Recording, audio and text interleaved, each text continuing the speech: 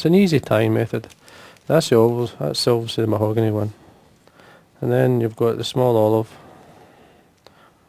or Beatrice type, as long as I don't drop it. So anyway, to tie the small mayfly, or mayfly nymph, the hook I'm using quite a light wire hook. This is a B170, it's a size 14.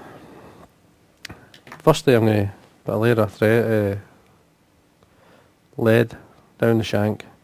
Now you've got to tie this in a way so that you've got a space at the back and a space at the front. So basically what I do is start at that point, maybe towards near the point of the hook, break away the waist, and then touch and turns, run it up, stop at a good, say a mil or so from the eye, and then bring it. You're looking for half the length of the fly, so if you look at the length, so you're bringing that halfway down. So that's your body done.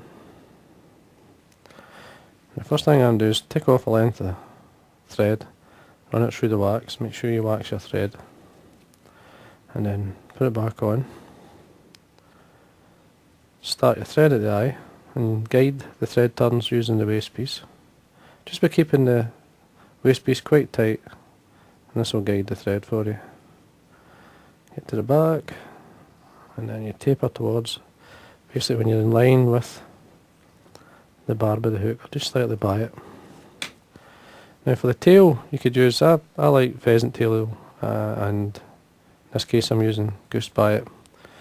This is dyed the mahogany as well, just slightly lighter for some reason, but it's nice, I like it. So what I do is I bring two of the bites out from the stem, line them up, tail them off, and then turn them upside down so that the curve is coming up and away. And all you do is sit it, get the length you would like, which is the length of the body, which is half the length of the shank. Just hold the tips, come round, just the loose turn, catch it. Now what you'll see is they'll separate, they'll nicely form a nice V, and that's what you're looking for. A couple more turns, trim at the full length of the body, and then I'm going to use turkey by it. Again, the mahogany. Tie it in by the tip. There's a fine hair runs along the eye notes in the top section of this, the by it. The underside has that edge there, has no fibre at all. So just catch that on the side. It's a simple fly to tie, you can tie these up reasonably quick. And then touch and turns with the thread, just wind up, forming the body. That's you. Now, you must protect the turkey by it. Just put some, in this case, super glue. This is Loctite super glue. It's called the Easy Brush. And then, when I bring this round, the edge with the fine fibre should be at the back, and the leading edge should be the edge with no fibre on it. And then you just slowly build up your body. Now you want this quite, you want a good taper in it. These are wee dumpy nymphs. You can go another turn there. Come across your thread, bring your thread to the back, 3 turns or so, take away the excess. I'm going to make sure I wax my thread at this point, and then I'm going to catch in. This here is a holographic tinsel, and it's basically it's done as copper. This is by Vineyards. It's like a deep, it's a kind of browny colour. It's a lovely, or a beer colour if you want to call it. It's a nice, it suits this fly. And then together, just tidy up. Again, make sure you wax on your thread. This will give you the grip that you need. Bring your thread back up. Now you're ready for your hackle. In this case, this is just a wee hen patch, wee natural speckled hen. Just the saddle. You want some of these are nice wee hackles. Ideal. You could use partridge. In this case, I'm just going to use this. This is a good hackle. Now, what I'm going to do is to get the finest, or the shortest fibre of these. Get my hackle pliers and hold the tip and then just draw it back, and that's you ready to catch it in. Now the way to catch it in is have the underside of the feather facing up, just catch the tip, just leave it. Now what you want to do is try and leave a wee space so that you're not too close to the fibres. This gives you room to bring it over, and there's less likely a chance of drawing any of the fibres. Basically what it does, if you go too close, it draws them forward. I'll not do the fly any harm, but it's just as I'm trying to show you how to do it right. So, and then this here is a blend of brown, olive, orange. It's a brown rabbit that dyed. It's got SLF, orange, a wee bit of olive in it. Just all together, just suits the colour combination of the fly. And then you just slightly dub it on. You don't need a lot now, just a wee drop.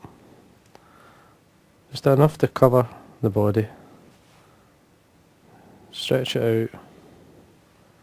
Because the thorax is already built up with the lead.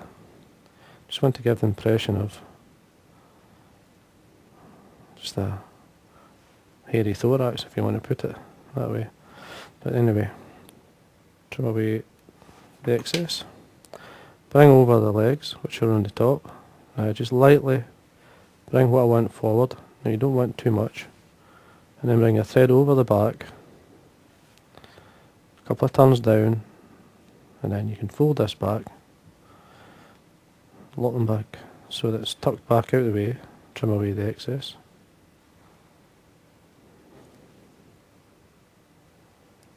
Now it's best to protect these fibres. Now as you see how it sits perfect. You get a nice taper in the legs, a lot of movement as well. And then what I normally do is, just for security, this is the super glue.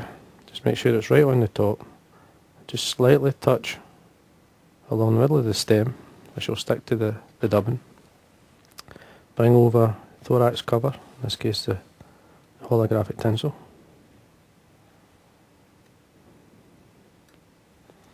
Two or three turns down, build up your head.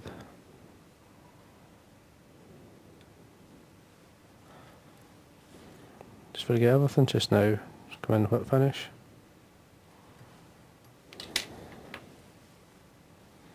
Take away your thread. Any wee fibres you may have caught, just trim them away.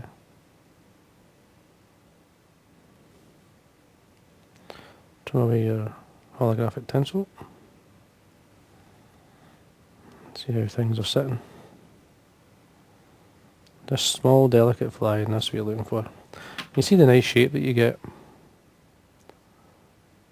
And then just increase the sizes, and you can reduce it a bit. Now, you don't need the bug bond, but I'm going to use it here for speed. You can slightly build up the thorax, a wee bit of shine on the top of the holographic just to lighten it up. But with the bug bond, obviously you can speed up this process. Just put a wee drop into the nozzle.